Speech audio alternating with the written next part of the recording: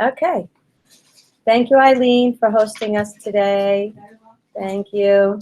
Be'ezrat Hashem, may all that I say and all the chizik that we gain bring nachat ruach to Hashem Yitbarach, serve as a zchut for Klal Yisrael, and invoke rachamei shamayim for all those in need of Yeshuot and Amen. Amen. And in particular, may tonight's zchut stand as a Lui Nishmat Mazal Bat Adina. May her neshama bask in the divine radiance amongst all the tzaddikim who have departed from this world. Amen. Amen.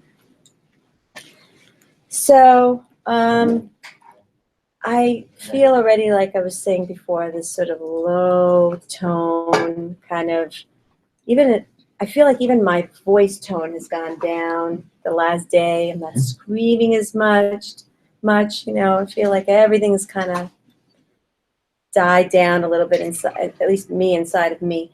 And you can really feel the heaviness of Erev Tisha B'Av. And the idea is to sensitize ourselves enough so that we can feel this to some degree every single day of our lives. So on this very low tone, I want to bring a high note of this amazing book called Who is the King? And it's a perfect time to introduce it to the world. I am not the author, but I'm the author's, God willing, best friend. And Leah Rubabshi does a fantastic job of introducing Emuna to children all around the world. God willing, she'll join the Daily Dose of Emuna team, and we'll have a page set up for her soon, right, Zahava? At one point or another. But it's gorgeously illustrated. It's an amazing book. It's published by Feldheim. And the concept of the book is Lashon Hara, to understand, that really Emuna begins when we are able to have Emuna, speak Lashon Hara, because we understand that everything is from Hashem. And so we really have to start when the kids are small. It's a great book. I suggest everyone run out to the store and get it. Okay. So tonight's class is named Why Tisha B'Av? Because I find, and this is it, this is my class. I said today we're going to, God willing, hopefully just do whatever we can to stir our hearts. It's not a matter today of us thinking about bringing in too much text and too much too much, but it's to really do a stirring of the heart. One of the reasons why we're in the situation where we're in today, where we don't have our Beit HaMikdash, is because we have averot, we have transgressions that are hiding and covering us up and not allowing Hashem's light to enter into our souls. If we take the word Avera, you find that you have two words hidden in Avera. Avar, Yah. We're on the other side of the Yah. We're on the other side, so to speak, of Hashem's godly light. And the only way to bring it back is for us to, first of all, there's a 3-step program. First of all, to recognize I'm on the other side of the world. I'm on the other side of existence of what Hashem wants, where Hashem wants me to be. So the first thing is to recognize, and that's one of the things that's so important intellectually, is to recognize that I'm missing something essential in my life. I'm living a fragmented existence. There's no wholeness, and I can really intellectually understand that the lacking is a real lacking. In other words, me trying to cover up for it and trying to always patch it up, it's because there's something real going on.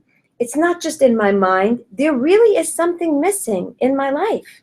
There's something missing individually and collectively in the world with our lives.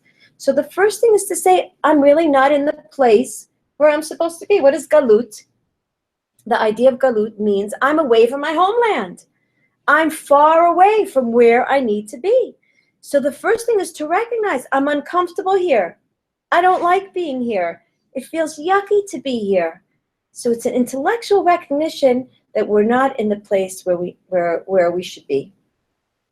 The second thing, from that place of recognizing that there's a lacking, from here we give birth to what's called a yearning. Because where is yearning brought from? It comes from a place of lacking. If I had everything that I needed, if I was whole, if I had everything, then I wouldn't be needing anything more. Yearning means an intense desire, an intense need. But if I have everything that I need, then I don't have any yearning. So Hashem said, great, you're missing something in your life. Fantastic. Now you could begin to ask for, you can begin to feel that you need something. And then that brings us to the third. Ask me. Hashem says, you recognize there's something wrong. You really want it? Now ask for it. And that's what Tisha B'Av is about. Tisha B'Av is a conclusion to the 3-step process. That God willing, by the time we get to Tisha B'Av, just like going into Rosh Hashanah, it's also a process. Can't just go into Rosh Hashanah and right from a place of nowhere say, okay, Hashem, I'm lifting you up to be my king. There's a process. It starts in Elul. We have to start beginning life. And what we learn from that is that all life is a process.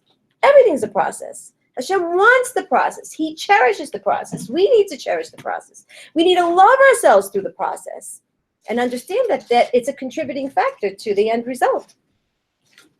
So Tisha B'Av is about, hopefully we've done the yearning. We've done the recognition, God willing. We've done the yearning. And now on Tisha B'Av, we do the asking. Say to Hashem, die. Enough. At Matai.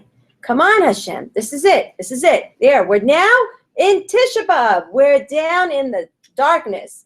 We're deep embedded in the lacking. You're not even allowing us, as we said a couple classes, we're not even allowed to learn Torah. Torah is or. We're not even allowed to shine a little bit of light on that day. Hashem says, no, I want you to sit in that darkness.